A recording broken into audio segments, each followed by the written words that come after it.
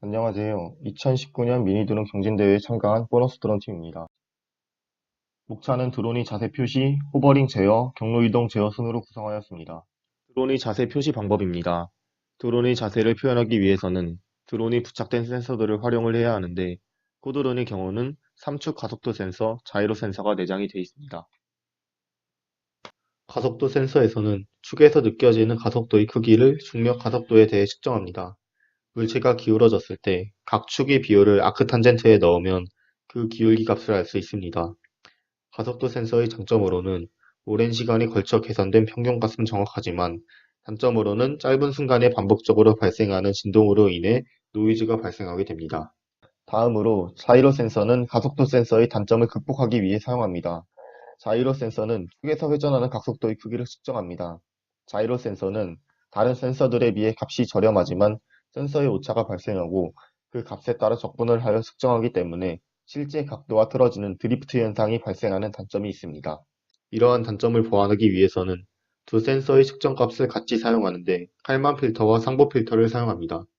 상보 필터는 서로 단점을 보완하고자 측정값을 합칠 때 사용하고 고주파에선 자이로 센서, 저주파에선 가속도 센서의 값을 합해 각도를 측정합니다. 칼만 필터는 노이즈가 섞인 측정값 최소 제고법을 통해 노이즈를 최소화하고 나아가 예측도 할 수 있는 필터입니다. 이는 드론의 대략적인 시스템 구조도입니다. IMU 센서가 MCU에 값을 보내주고 MCU에서 블루투스를 통해 PC에 IMU 값을 보내주면 PC에서 매틀랩 툴박스를 사용하여 화면에 드론의 자세가 표시가 됩니다. 그리고 IMU에서 받은 값을 MCU에서 연산을 통해 모터 드라이버에 명령을 보내면 모터가 동작하면서 드론이 이동하는 구조입니다. 두 번째로 호버링 제어입니다. 호버링이란 사진을 보이시는 것과 같이 드론이 공중에 뛰어 움직이지 않고 그 자리에 머물게 하는 것입니다. 드론이 제어입니다. 드론이 제어는 드론을 공중에 띄웠을 때 드론이 프로펠러들을 조절하기 위해 가장 중요한 것입니다. 코드로는 4개의 프로펠러가 달려있어 쿼드콥터라고도 불립니다. 프로펠러 4개가 서로 대각선으로 마주보면 회전하게 되는데 서로 마주보는 프로펠러는 같은 방향으로 회전합니다. 그리고 나머지 2개의 프로펠러는 반대 방향으로 회전하는데 그 이유는 프로펠러가 회전할 때 물체가 반대 방향으로 회전하라는 힘에 대한 반토크가 작용해야 정상적으로 비행이 가능하기 때문입니다. 드론의 자세 표시는 3축 가속도 센서, 자이로 센서, 기압계 등으로 데이터를 받아 머리를 기준으로 피치, 롤, 요, 스로틀 회전을 할 수 있게 합니다. 스로틀 회전에서 4개의 프로펠러가 고속으로 회전하면 상승하고 반대로 하강은 4개의 프로펠러가 저속으로 회전하면 하강하게 됩니다. 피치 회전에서는 전진하기 위해서 앞의 프로펠러 2개는 저속, 뒤의 프로펠러 2개는 고속으로 회전하고 후진할 때는 반대로 뒤의 프로펠러 2개는 저속, 앞의 프로펠러는 고속으로 회전하면 됩니다. 전진과 후진에서 느꼈듯이 자신이 원하는 방향을 가기 위해 원하는 방향의 2개의 프로펠러는 저속, 나머지 2개의 프로펠러는 고속으로 하면 원하는 방향으로 갈 수 있습니다. 따라서 롤 회전인 왼쪽으로 이동하려면 왼쪽의 프로펠러 2개는 저속, 오른쪽의 프로펠러 2개는 고속으로 회전하면 됩니다.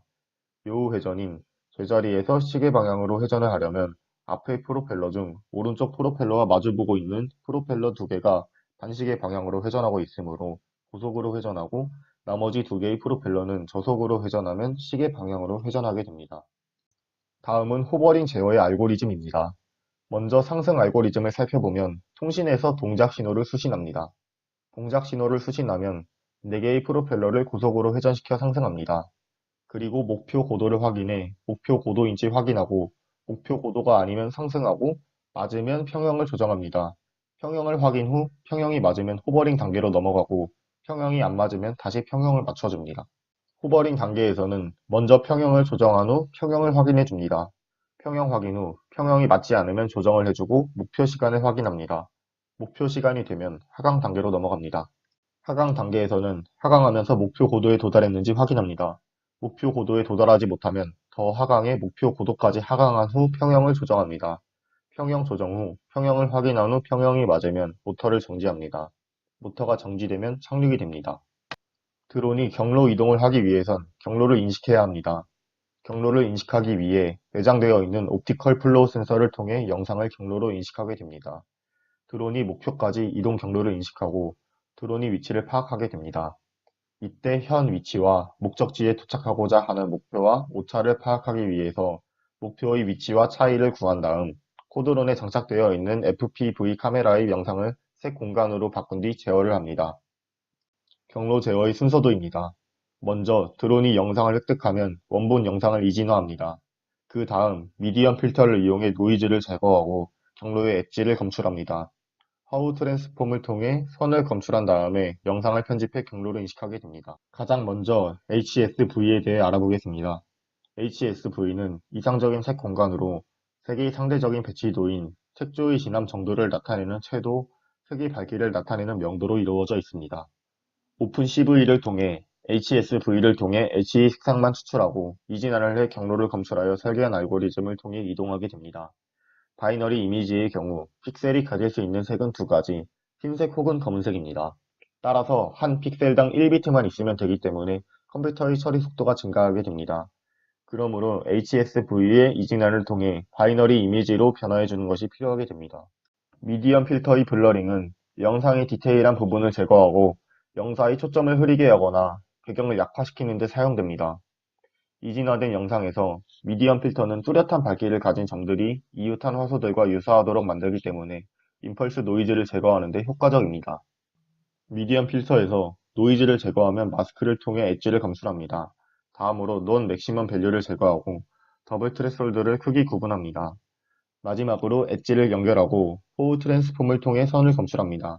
캐니 엣지 디텍션은 그레디언트의 크기와 방향을 모두 고려하여 정확한 경계선을 검출해 깔끔한 형태의 경계선을 찾아낼 수 있습니다.